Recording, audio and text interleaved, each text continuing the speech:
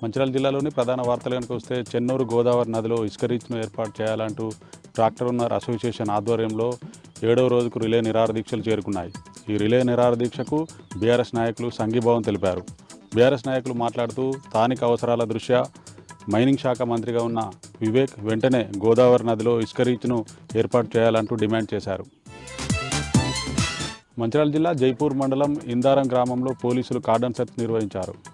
పలు వాహనాల డాక్యుమెంట్లను పరిశీలించి సైబర్ నేరాలు, మత్తు పదార్థాల నిర్మూలనకై ప్రజలకు అవగాహన కల్పించారు పోలీసులు. ఈ కార్యక్రమంలో జైపూర్ ఏసీపీ వెంకటేశ్వర్లు పాల్గొన్నారు. కుమ్రంభీం ఆసిఫాబాద్ జిల్లా ప్రధాన వార్తలు కనుక చూస్తే ఆసిఫాబాద్ నియోజకవర్గ కాంగ్రెస్ పార్టీలో మరోసారి గ్రూప్ తగాదాలు రచ్చకెక్కాయి.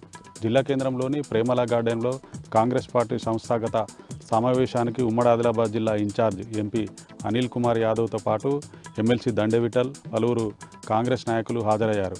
అయితే స్టేజ్ పైన ఏర్పాటు చేసిన ఫ్లెక్సీలో ఆసిఫాబాద్ నియోజకవర్గ Congress party incharge Shyam Naik photo లేదంటూ అతని అనుచరులు ఆందోళన చేపట్టారు.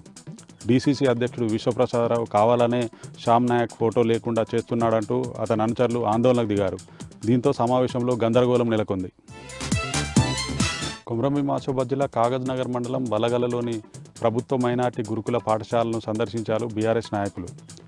పాఠశాల పక్కనే మున్సిపాలిటీ డంప్ యార్డ్ ఉండడంతో ఆ దుర్వాసనతో విద్యార్థులు తీవ్రంగా ఇబ్బందులు పడుతున్నారని, మున్సిపాలిటీ చెత్త వల్ల ఈగలు, దోమలు వ్యాప్తి చెంది విద్యార్థులు అనారోగ్యానికి గురవుతున్నారని, వెంటనే అధికారులు మున్సిపాలిటీ డంప్ యార్డ్ను అక్కడి నుంచి తరలించాలంటూ బీఆర్ఎస్ నాయకులు డిమాండ్ చేశారు.